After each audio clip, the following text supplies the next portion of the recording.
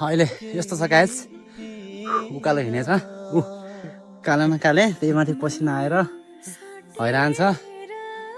यति माथि ऊ देखाउँछु म तलको, त्यहाँबाट माथि चढेर आएको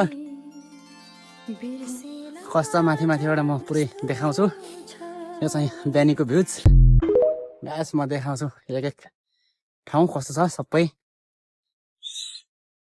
ऊ अलि माथिबाट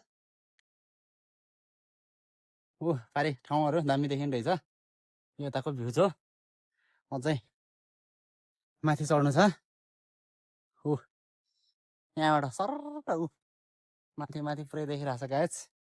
म देखाउँछु पछि कता कताको भ्युज हुन्छ। यो चौतारो हो।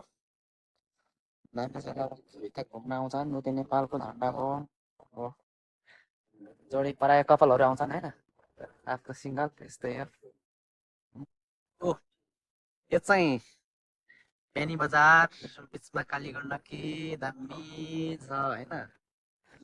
पहिलोचोटि आएको राम्रो लाग्यो। हिमालहरू देखिन्छ, के भन्छ पातलहरू देखिन्छ, दामी गाउँहरू पनि दामी दामी रहेछ। माथि डाँडा काँडाहरू बफालै लाग्यो। यही हेर्नलाई आएको म 1 घन्टा चढेर उकालो। चाहिँ देखाउँछु म एकछिन, अझै छ बाटो हो। सिडी दामी छ, सिडी कपालहरू आउँछ यता दामी छ। यता चाहिँ यतिको तालिमबा रहेछ गाएछ होइन। बेनी बजार बब्बाल छ बब्बाल, मलाई त बब्बाल लाग्यो।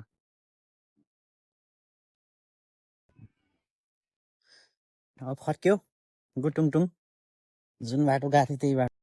यस्तो छ बाटो, पुरै सिडी सिडी क्या दामी छ। तर यहाँ तल त्यहाँ पुग्नुपर्ने हो। त्यहाँ पुग्दा पुरै सिडी सिडी बोट बिरुवाहरू लाग्छन्। बाढी पहिरो जाने रहेछ यतातिर होइन। बाढी पहिरो जान्छ भनेर दामी तरिकाले लगाएको छ बोट बिरुवाहरू हो। हेर्नु त्यहाँनिर भित्र सुरक्षा गरिरहेछ। त्यहाँ जङ्गलको बाटो राम्रो छ। अझै विकसित भए झनै राम्रो हुन्थ्यो। जस अन्तभन्दा राम्रो छ है, विकसित भएको छ, मलाई त्यस्तै लाग्छ हो। यही बाटो जाने हो फर्केर, दामी लाग्यो। ठिक छ। यस्तो छ बाढी पहिरो जाने। जाओस् म देखाउँछु।